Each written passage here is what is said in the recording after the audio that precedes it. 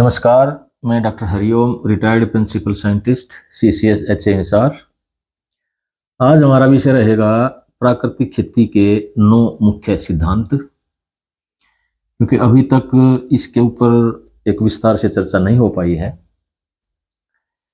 देखिए, जो हम खेती कर रहे हैं या हरित क्रांति के बाद जो कृषि प्रणाली हम अपना रहे हैं वो इंटेंसिव एग्रीकल्चर है। इसे सघन या गहन खेती भी कहते हैं।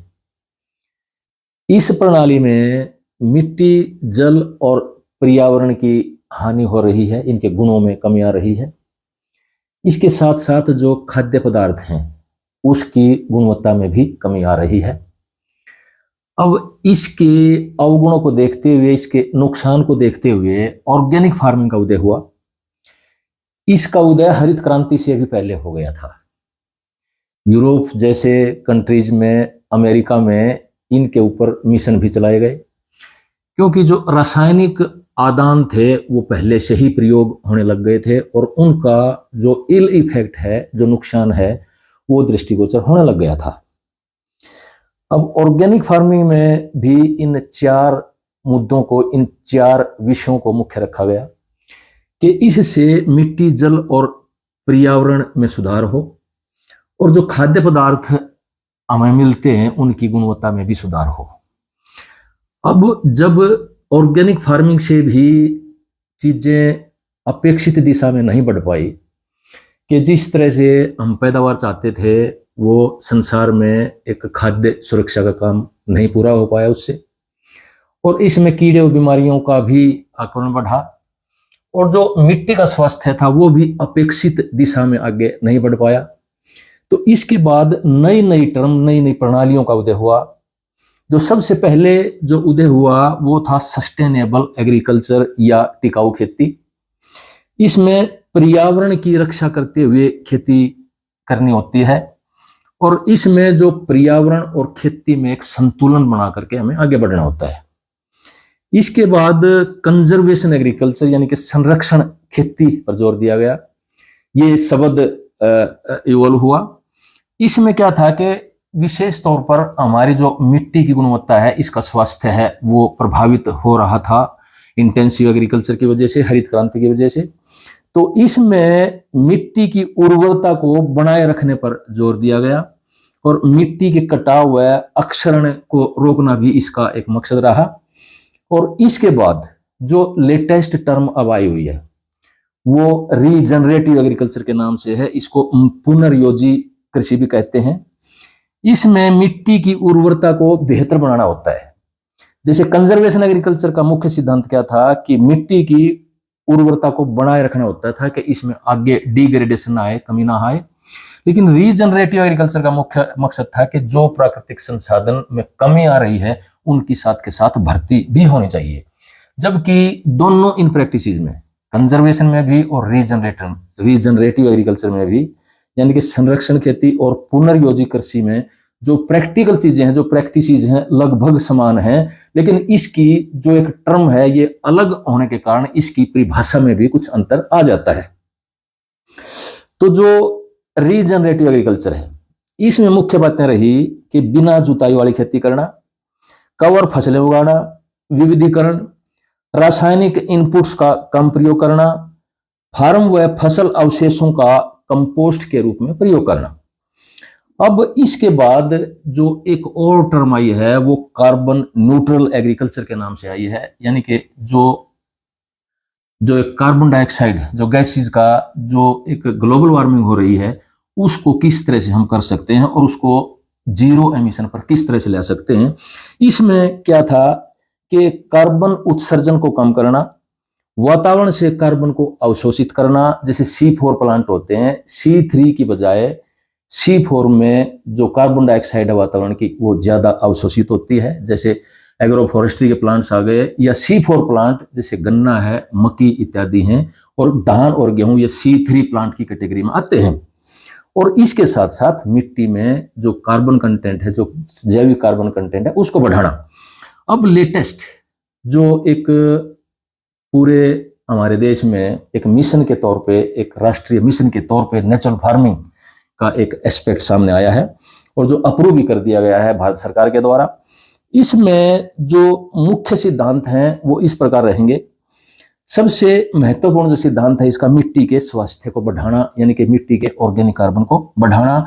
इसमें मिट्टी में मौजूद सूक्ष्म जीवों और केंचुओं की संख्या को बढ़ाने पर जोर दिया जाता है, इन पर फोकस किया जाता है और इनकी मदद से कार्बनिक पदार्थों का अपघटन किया जाता है और जिससे खेत की ऑर्गेनिक कार्बन कंटेंट बढ़ जाता है, जो जैविक कार्बन है उसमें बढ़ोतरी हो जाती है। दूसरा इसका मुख्य जो पिलर है या इसका सिद्धांत है वो मल्चिंग है।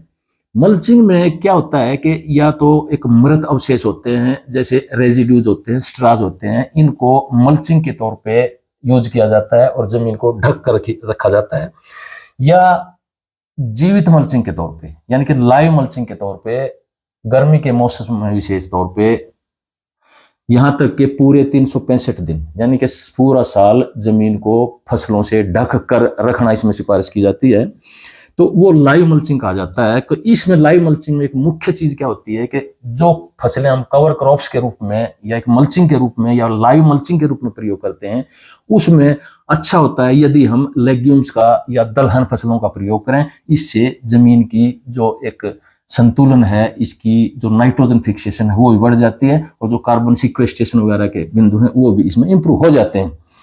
तो इसके बाद तीसरा सिद्धांत क्या है कि कीट व बीमारियों को प्राकृतिक तरीके से नियंत्रण करना। इसमें हर्बल प्रोडक्ट्स होते हैं या देसी गाय आधारित प्रोडक्ट बनते हैं सारे के सारे और वो घर पर ही तैयार हो जाते हैं।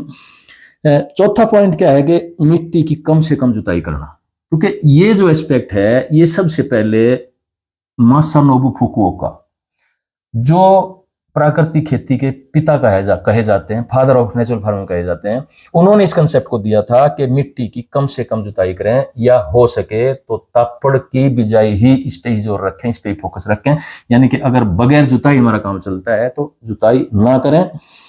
पांचवा बिंदु है ग्रीन हाउस गैसों का उत्सर्जन कम करके पर्यावरण की रक्षा करना, क्योंकि इसमें जो ग्रीन हाउस गैसेस का जो उत्सर्जन है वो कम होता है, क्योंकि जो गैसें हैं कार्बन डाइऑक्साइड, मीथेन और नाइट्रस ऑक्साइड, ये तीन मुख्य गैसें हैं और इनको बनाने वाले जो एलिमेंट हैं उनका जमीन में सिक्वेस्ट्रेशन हो जाता है और ये वातावरण में नहीं जा पाते हैं, क्योंकि ये जो एलिमेंट हैं जिससे ये तीनों गैसें बनती हैं, कार्बन, हाइड्रोजन, ऑक्सीजन और नाइट्रोजन, ये तीनों ही सूक्ष्म जीवाणु और केंचुओं का भोजन के स्रोत के रूप में काम करता है। छठा बिंदु है मिट्टी व पौधों की रोग प्रतिरोधक अक्षमता को बढ़ाना। इसमें जो लाभदायक सूक्ष्म जीवाणु हैं या केंचुए की जब संख्या बढ़ती है तो उससे मिट्टी की, पौधों की एक प्रतिरोधक अक्षमता में इजाफा होता है, जिसकी वजह से कीड़े और बीमारियां भी कम आती हैं। सातवां पॉइंट है बहुफसल पद्धति को बढ़ावा देना, यानी कि बायोडायवर्सिटी के साथ साथ एक से अधिक, दो से अधिक या साल में एक फसल के बाद दूसरी या 2-3 साल तक हो सके तो खेत की बगैर जुताई किए ही एक के बाद दूसरी फसल लेना। आठवां बिंदु है स्थानीय संसाधनों का इस्तेमाल करना, यानी कि घर और खेत पर जो भी उपलब्ध संसाधन है, जो भी हमारे पास उपलब्ध फैसिलिटीज हैं उनको ही, यानी कि जो फार्म है उसके वेस्ट और जो भी हमारे पास जो फालतू की चीजें हैं जो खेत में एक सोर्स ऑर्गेनिक मैटर के तौर पे काम हो सकती है, उनका खेत में ही प्रयोग करना। नौवां बिंदु है परिस्थिति व क्षेत्र के अनुसार किस्मों का प्रयोग करना। इसमें हम कोशिश करते हैं कि हाइब्रिड और जीएम क्रॉप्स को अवॉइड करते हैं, इनका प्रयोग नहीं किया जाता है, क्योंकि हाइब्रिड किस्मों में कीड़े और बीमारियां ज्यादा आते हैं। बाकी क्षेत्र के अनुसार और समय के अनुसार जो भी वैरायटी अच्छी परफॉर्म करती है उसका हम प्रयोग करते हैं। इसमें देसी किस्में भी ले सकते हैं, इसमें ग्राफ्टेड, जैसे हॉर्टिकल्चर में जो फ्रूट क्रॉप्स हैं उनमें ग्राफ्टेड भी ले सकते हैं, क्योंकि इसमें खेत की जब ताकत बढ़ जाती है तो हाई यील्डिंग वैरायटीज भी अच्छी तरह से पैदावार देने लग जाते हैं। इसलिए खेत जो देश की खाद्य सुरक्षा है या किसान की जो इनकम है वो इससे प्रभावित ना हो और इस तरह से किसान का भी भला हो जाए और आगे एक मानवता के लिए भी आगे एक इसमें रास्ता निकलता चला जाए। तो इस तरह से प्राकृतिक खेती के 9 मुख्य सिद्धांत हैं। ये वो सिद्धांत हैं जिसमें जो टिकाऊ खेती है या संरक्षण खेती है या पुनर्योजी खेती है, यानी कि sustainable agriculture, conservation agriculture, organic farming और रीजनरेटिव एग्रीकल्चर और कार्बन न्यूट्रल एग्रीकल्चर, इन सभी के सिद्धांत प्राकृतिक खेती में स्वतः ही पूरे हो जाते हैं, कंप्लीट हो जाते हैं। धन्यवाद।